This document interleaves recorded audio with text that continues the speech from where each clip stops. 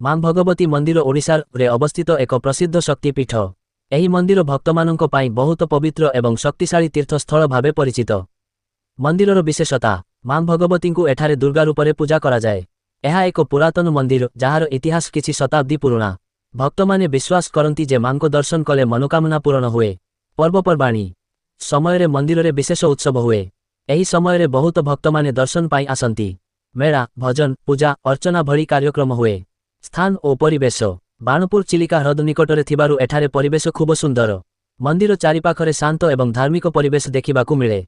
मां भगवती मंदिर ओडिशा रे अवस्थित एक प्रसिद्ध शक्तिपीठ। एही मंदिर भक्तमानंक पाई बहुत पवित्र एवं शक्तिशाली तीर्थस्थल भावे परिचित। मंदिरर विशेषता मां भगवती को एठारे दुर्गा रूपरे पूजा करा जाए। यह एक पुरातन मंदिर जार इतिहास किछि शताब्दी पुराणा।